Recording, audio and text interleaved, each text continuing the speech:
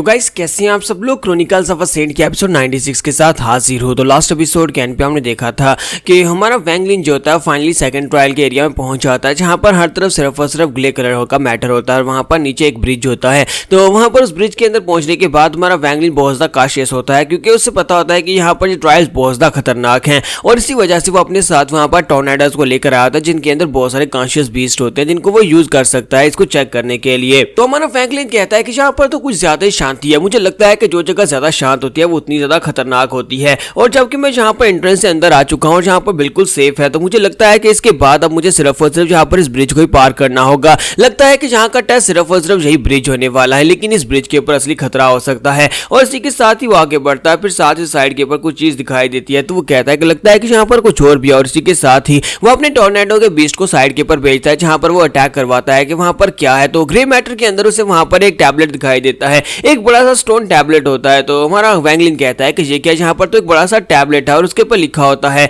The road of no return, यानी कि यहाँ पर आगे बढ़ोगे तो पीछे नहीं आ सकते। तो हमारा वैंगलिन कहता है कि ये क्या, यहाँ पर तो लिखा हुआ है कि रोड ऑफ नो रिटर्न, यानी इस ब्रिज को रोड ऑफ नो रिटर्न कहते हैं कि अगर इसके ऊपर आगे बढ़े तो कभी वापस नहीं मुड़ पाओगे। और वहीं पर उसी बंदे यू ने एक मैसेज छोड़ा होता है, जिसका मैसेज पिछले वाले ट्रायल में भी था कि उसने कहा था कि मैं यहाँ पर आ चुका हूँ और उसने अपना नाम लिखा हुआ था। और यहाँ पर उसका मैसेज जो होता है वो ये होता है कि अगर तुम यहाँ पर से आगे बढ़ना चाहते हो, इस ब्रिज को पार करना चाहते हो, तो फिर तुम्हें यहाँ पर नो रिटर्न के मतलब को समझना होगा। अगर तुम नो रिटर्न के मतलब को समझ जाते हो तभी तुम यहाँ पर इस ब्रिज को पार कर पाओगे। तो हमारा वैंगलिन कहता है कि अब यहाँ पर इसका क्या मतलब हो सकता है, कि नो रिटर्न का मतलब क्या होता है। इस मास्टर ने ब्रिज को पार किया और उसने यहाँ पर ये मैसेज लिखा है। इस पूरी जगह के ऊपर एक स्टोन टैबलेट और एक स्टोन ब्रिज के अलावा कुछ भी नहीं है। तो चलो फिर ठीक है, अब यहाँ पर इस ब्रिज को पार करके चेक करते हैं। और इसी के साथ ही अपने पास से कुछ कीड़ों को निकालता है और कहता है कि जल्दी से आगे जाओ। तो वो उन्हें ब्रिज के ऊपर आगे भेजता है। तो वो जो कीड़े होते हैं वो ब्रिज के ऊपर आगे की तरफ बढ़ना स्टार्ट करते हैं, जैसे वो एक पहली लैंटर्न को पार करके आगे बढ़ते हैं। और इसी के साथ हमारा वैंगलिन कहता है कि यहाँ पर तो फिलहाल के लिए कुछ भी नहीं है, ये तो बड़ी आसानी के साथ ब्रिज को पार करते हुए आगे की तरफ जा रहे हैं। लेकिन जैसे ही वो जाकर उस जो लैंटर्न होती है उसको पार करके आगे बढ़ते हैं, इसी के साथ ही उनके पर अटैक होता है और वहां पर से वो पैरिश हो जाते हैं, यानी इसी के साथ ही वहां पर से गायब हो जाते हैं। वैंगलिन इस बात से बहुत ज्यादा हैरान होता है और कहता है कि ये क्या, यहाँ पर हुआ क्या ब्रिज ने इन लोगों को यहाँ पर डिवावर कर लिया, या फिर वहां पर कोई मॉन्स्टर है जिसने उन कीड़ों को वहां पर निकल लिया है, वो अचानक से कहीं पर गायब हो गए या फिर डिस्ट्रॉय हो गए हैं। मैं यहाँ पर उन कीड़ों की सेंस को महसूस नहीं कर रहा है, इसका मतलब यह है कि वो मर चुके हैं। वैंगलिन फिर से अपने पास से कुछ कीड़ों को भेजता है और कहता है कि मुझे लगता है कि यहाँ पर इन लोगों ने किसी ना किसी ट्रिगर को दबाया होगा। और इसी के साथ ही वो कीड़े जैसे वहां पर फिर से आगे बढ़ते हैं, तो इसी के साथ ही वो फिर से वहां पर से डिवावर हो जाते हैं या फिर गायब हो जाते हैं। तो वैंगलिन कहता है कि मैं अभी भी यहाँ पर समझ नहीं पा रहा कि ये ब्रिज कैसे काम करता है। ये कीड़े जो है ये तकरीबन आधे रास्ते में पहुंचते हैं और वहां पर पहुंचने के बाद फिर से गायब हो जाते हैं, यानी वहां पर से डिवावर हो जाते हैं। वैंगलिन के सामने अब यहाँ पर एक और बड़ी समस्या होती है, क्योंकि यहाँ पर हर तरफ ग्रे कलर का मैटर होता है, यानी वो धुंध होती है, जिसकी वजह से वो ब्रिज की लंबाई भी नहीं देख पा रहा था। तो वैंगलिन कहता है अगर मैं इस ब्रिज के ऊपर चढ़ भी जाता हूँ तो फिर मुझे नहीं पता कि मुझे यहाँ पर कितने लंबे ब्रिज को पार करना पड़ेगा, हो सकता है कि मुझे काफी दिन लग जाएं। लेकिन इस ब्रिज के ऊपर थोड़ी दूर दिन जाने के बाद मेरे कीड़े गायब हो जाते हैं, तो फिर मैं इस तरह से तो नहीं जा सकता, मुझे यहाँ पर किसी खास ट्रेजर की जरूरत पड़ेगी। और इसी के साथ ही वो अपने पास से हंचबैक मैन का बैग निकालता और कहता है कि मेरे पास उसका स्टोरेज बैग है, मैं इसको चेक कर सकता हूँ, शायद मुझे इसके अंदर से कोई ऐसा मैजिकल वेपन मिल जाए जिसकी मदद से मैं ब्रिज को पार कर सकता हूँ। तो साथ ही वो बताता है कि जब किसी का स्टोरेज बैग लिया जाता है तो उसके ऊपर उसकी डिवाइन सेंस होती है, जिसकी वजह से वो ब्लॉक्ड होता है। लेकिन इसके ऊपर डिवाइन सेंस नहीं है, इसका मतलब यह है कि हंचबैक मैन मर चुका है। अगर वो मरा है तभी तो इसके ऊपर से उसकी स्पिरिचुअल सेंस खत्म हुई है। और उस बैग को वो ओपन करता है और उसको वहां पर सामने डेल देता है और उसके अंदर से काफी सारी चीजें निकलती हैं। उसके अंदर कुछ क्रिस्टल्स होते हैं, साथ ही वहां पर काफी सारे जेट स्लिप्स होती हैं जिनके ऊपर टेक्निक्स लिखी होती हैं, और साथ ही कुछ बॉटल्स होती हैं। तो मेरा वैंगलिन कहता है कि मुझे लग ही था कि इसके पास काफी कुछ हो सकता है, इसके पास तो काफी सारे मैजिकल ट्रेजर्स हैं जिनमें काफी सारे ब्लू कलर के क्रिस्टल्स हैं, और इनमें से 5 कलर वाले क्रिस्टल्स भी हैं जो कि हाई ग्रेड के, हाई स्पिरिचुअल क्वालिटी के क्रिस्टल्स हो सकते हैं। और साथ ही यहाँ पर बहुत सारी पिल्स पड़ी हुई हैं, और इसके अलावा यहाँ पर काफी सारी जेट स्लिप्स है जिनके ऊपर कुछ मेथड्स लिखे हुए हैं।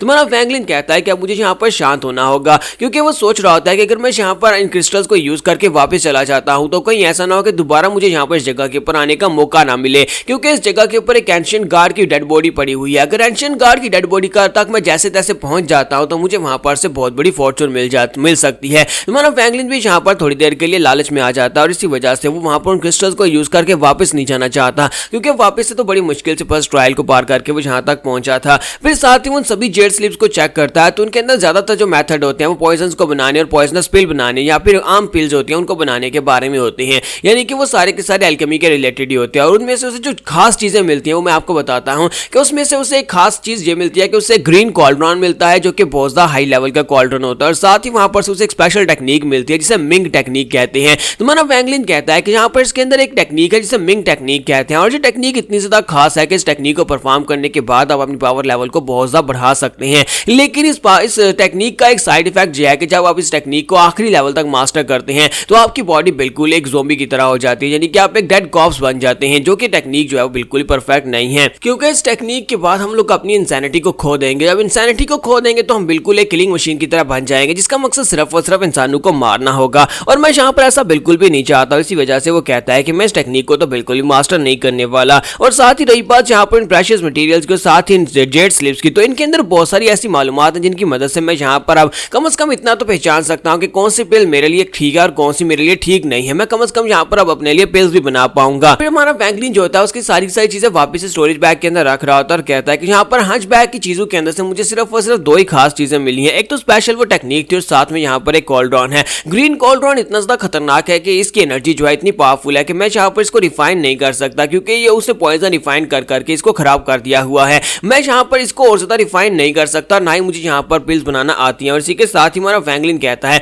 अगर यहाँ पर अल्टीमेट मेडिसिन पिल कॉल्ड्रॉन जैसा बिल्कुल भी नहीं है, लेकिन फिर भी इसकी पावर लेवल्स वैसी हैं, लेकिन उस मेरा कल्टीवेशन लेवल इतना हायर नहीं है कि मैं इसको यूज कर सकूं। तो वैंगलिन कहता है तो फिलहाल के लिए मैं इसके साथ सिर्फ एक ही काम कर सकता हूं, अपने पास से अपनी ग्रीन स्वॉर्ड निकालता, ग्रीन स्वॉर्ड के साथ उस कॉल्ड्रॉन को मर्ज कर देता है। जब वो ग्रीन स्वॉर्ड और ग्रीन कॉल्ड्रॉन दोनों को आपस में मर्ज करता है तो उसकी स्वॉर्ड के अंदर एक नई एबिलिटी आ जाती है, यानी कि उसके ऊपर अब पॉइजन को रिलीज करने की एबिलिटी आ गई है, और साथ ही उसके किनारों के ऊपर छोटे छोटे स्पाइक्स निकल आते हैं। तुम्हारा वैंगलिन कहता है कि अगर मैं यहाँ पर किसी के ऊपर अटैक करता हूँ तो अगर मेरी तलवार जो है उसको मार नहीं पाती, लेकिन उसकी बॉडी के ऊपर छोटा सा स्क्रैच भी डाल देती है, तो अब क्योंकि ग्रीन कॉल्ड्रॉन इसके अंदर एब्जॉर्ब हो चुका है तो ये उसकी बॉडी के अंदर पॉइजन डाल देगी। इसका मतलब यह है कि मेरी स्वॉर्ड अब अपग्रेड हो चुकी है, अब मैं यहाँ पर नेशनल सोल स्टेज के मास्टर को बड़ी आसानी से मार सकता हूँ। तो वैंगलिन वहां पर उसकी सारी चीजें चेक करने के बाद कहता है कि अब मुझे लगता है कि फाइनली वक्त आ चुका है इस ब्रिज को पार करने का। यहाँ पर बैठकर थोड़ी देर सोचने के बाद मुझे समझ आई है कि नो रिटर्न का मतलब क्या है। मुझे इस ब्रिज के ऊपर आगे बढ़ते रहना है। उस मास्टर यू ने इस ब्रिज को पार किया था और उसने यहाँ पर इसलिए ये लिखा है कि हमें ब्रिज के ऊपर आगे बढ़ते रहना और कभी पीछे मुड़कर नहीं देखना। जितना मैं इसको समझ पाया उसका मतलब यह है कि आपको सिर्फ और सिर्फ आगे की तरफ बढ़ते जाना है और पीछे मुड़कर नहीं देखना। चाहे आपको पीछे से कितनी आवाजें क्यों ना आए, चाहे आपको पीछे से कोई क्यों ना बुला ले, चाहे पीछे कुछ भी हो जाए,